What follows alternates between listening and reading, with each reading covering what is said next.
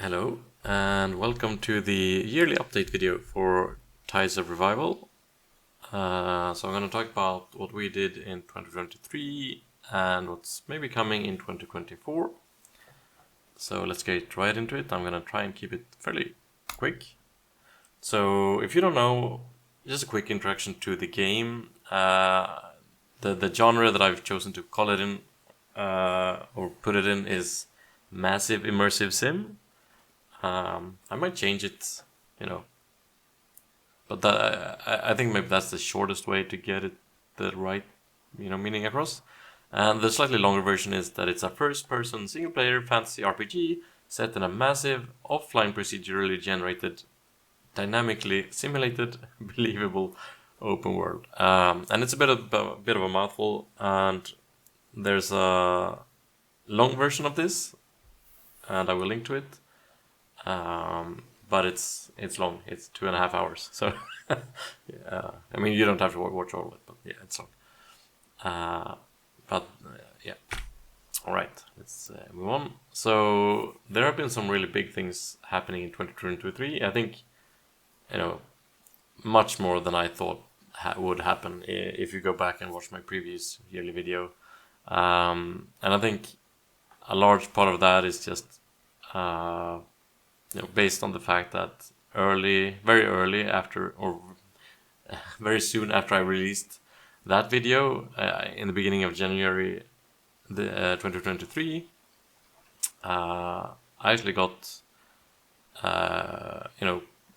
one member, asking to join, and then Giuseppe, so that was Giuseppe, and then soon after his wife also wanted to help out, and of course I've been talking about the game with my friend Alexander for a long time, so I figured, let's just call ourselves a team, and yeah, so we are right now a team of 4, with a bunch of people cheering us on, which is nice, and just having that team means that we've been, able to do much more than thought I would ever be able to do this year. One really big thing that we did that I'm really happy about is that we released a version of the game, so you can download it and try it out. And it's called March of the Ants. And it's on itch.io, and you can find it there. And yeah, I'm really happy about that. It turned out pretty nicely, for where we are. Yeah. Second, I think maybe this is a little bit out of order, but the other thing that I did was a presentation for the vision of the game, like a high-level game design vision. This is a screenshot from that. So this is the 2.5 hour video that you can watch on YouTube if you want to. And I think part of the reason why I think that's a really big thing is partly because it was important for me to actually think it through, like the game and what I want out from it, but also that I could then present it so that I could get the team sort of lined up with what I'm thinking, because it's been it's hard to explain your game, and so this was my way of doing that, and also it was really nice because there's been a lot of comments, more than I thought. I mean, not like a huge amount, but maybe at least 5 people that have actually told me that they've watched the whole video and really enjoyed it, which is really encouraging. And they're sort of rooting for us, which is awesome. We started up something called Open World Game Dev, which is I guess currently 2 or 3 parts. So one is a newsletter, which I put together every month or every other month whenever I sort of feel like it, which is basically just a whole bunch of resources on open world related stuff, videos and articles, or just cool links to social media where people post interesting, fun stuff. That's something that I was collecting links before, but in a really bad format, and this is a way for me to have it in a format that's pretty decent and also I can just share it with everyone. So it's a win-win, I think.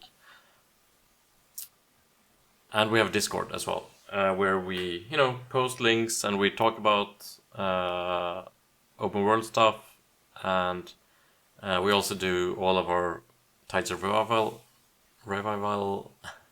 development, publicly, if you want to have a look.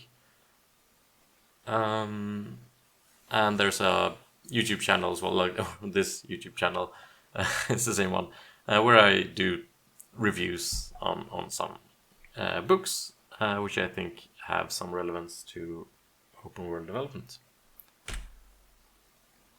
We had a scene. Well, actually, let me talk about the board game first. I was meaning to get I should have had an image or something, but I kind of lost it, unfortunately. So Alexander, he made a board game for Tides of Revival, which is really cool because it's like a definitely not something that I thought of myself, but he basically thought like, okay, sort of like in The Witcher, where you can go into a tavern and play like a game that they have, designed in world. And he started thinking, okay, what kind of board game would the people in our world design? And could we make such a game that would be fun and interesting, and maybe even have like, if you go to a different part of the world, they could have maybe their own cool variation on it. And it's really cool. We've played it a few times, and I like it. I think we could definitely put it in the game, and it would be like an interesting sort of side activity that you could do. It's kind of Go-like, and I'm not like a huge Go fan, but I think it's a more sort of fun take on that, I think, and also ties quite like it really ties well into the whole Tides of Revival lore, I think, which is awesome. And then the same pace is something that I'm also quite happy about. So if you look at the statistics for the GitHub or the Git repo, you can see this, and this is me and Giuseppe's contributions primarily. And there's this thing where people say that if you want to be, if you want to, like the most important part of making something is to do something a little bit of it every day, right? It's important to put in 5 minutes every day, even if it's just like 5 minutes. And I think there's some truth to that, but also what we actually have been doing, which seems to work quite well for us, is to basically just take breaks whenever we feel, like we don't want to do it for a little while. So, for example, I've been playing Cyberpunk a lot lately, so I haven't been that productive. And there's been like a few different times when either I or Giuseppe haven't been very productive, but then we always come back to it. And maybe like sometimes it's even like one is productive and the other one isn't, and then you get sort of spurred on by the other one. And I think it's been quite good, and also it's felt really good that we really allow ourselves to take the time that we need to take breaks if we want to, and then come back to it maybe a couple of weeks later if we want to. And then world building, which we've started and have some really cool ideas, I think. And like, yeah, it feels like we are sort of narrowing down on something that really makes sense in the game, and also really builds or like provides a foundation for us to build the kind of gameplay that we want, which is also super important for me, because it builds into the whole world makes sense thing that I've got going on. Alright. So my plans for 2024 is to primarily, I want to release A Fort Wasn't Built in a Day, and right now I think maybe the timeline for that is in August, but I also know that we have a lot of stuff to do, and it might be later in the year. Doesn't really matter. I think if we get this out, I'm gonna be super happy about that. And there are a few really nice things about this that I want. So one is actually core AI, like an AI architecture, a proper AI architecture. day-night cycle and speed up time. So basically like a way for us to play the time of the game up, in a faster pace, like a fast forward type of thing. That's really important for the game as well. And then switching to the Forge-based renderer, that's going to allow us to, make the game look even better than it currently does. And then we have a bunch of art planned as well. I think we have it even more than this planned, but we'll see exactly where we end up. Hopes then for 2024, things that I, maybe will do this. It would be nice, but I'm not really expecting it. It'll be a nice bonus if it happens. So one is for the Open World Game Dev, YouTube channel.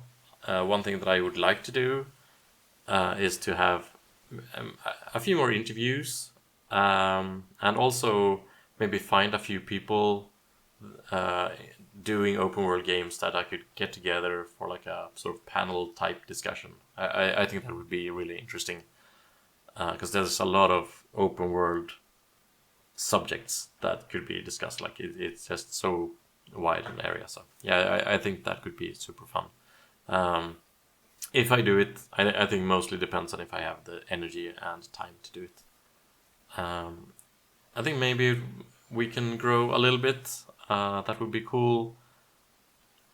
And also if I could get some, that's part of the team growth, I guess. But, specifically, from me personally, someone to help out with all of the non-game dev stuff that we do. And that's everything from like video production to, Discord, community management of sorts,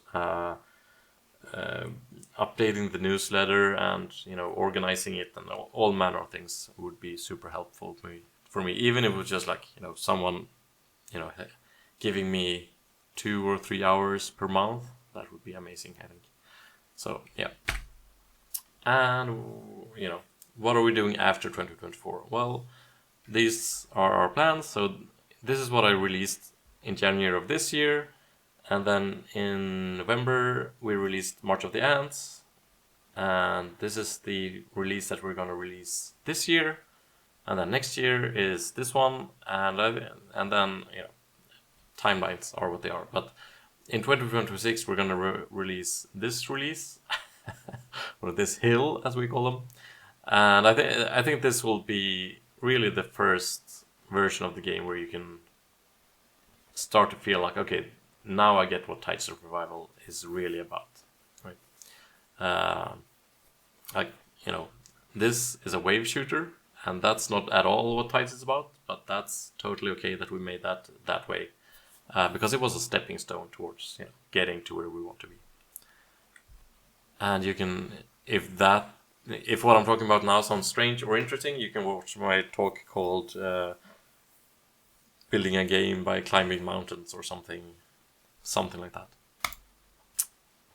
These are the links that you might want to check out. I think if you go to the GitHub, it'll have everything on there.